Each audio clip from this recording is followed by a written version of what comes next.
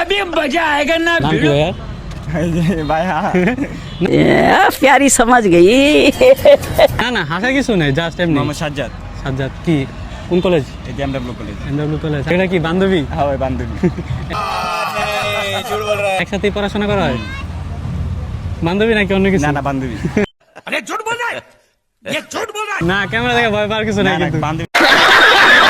কাম করি কি ভাই মানে গার্লফ্রেন্ড থাকবো? হ্যাঁ गजब बेइज्जती है। আচ্ছা, বর্তমান জেনারেশনের রিলেশনশিপ তো বেশি ব্রেকআপ হয় আর কি। তো আসলে কি মনে হয় ব্রেকআপটা কাদের জন্য বেশি হয়? ভাই ব্রেকআপটা হইলে আপনার মূলত সম্পর্ক যদি ভালোভাবে না রাখা হয় তাহলে তোমার ব্রেকআপটা হয়। একজনের দুজনে তো আর একই রকম হয় না। এখন লয়ালটা কে বেশি হয়, মেয়ে নাকি ছেলে? লয়ালটা ভাই ছেলেরা হয় ভাই। ये बड़ी अच्छी बात कही आप। মেয়েরা ভাই একসাথে 2-3 লাগে রিলেশন করে, ছেলেরা একজনের প্রতি আসক্ত থাকে।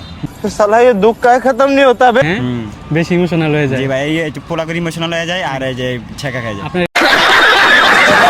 আপনার গার্লফ্রেন্ড আছে? না ভাই আমার গার্লফ্রেন্ড নেই।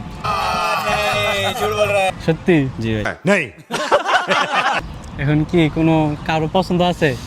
পছন্দ তো ভাই যারা যে তারই পছন্দ হয়ে যায়।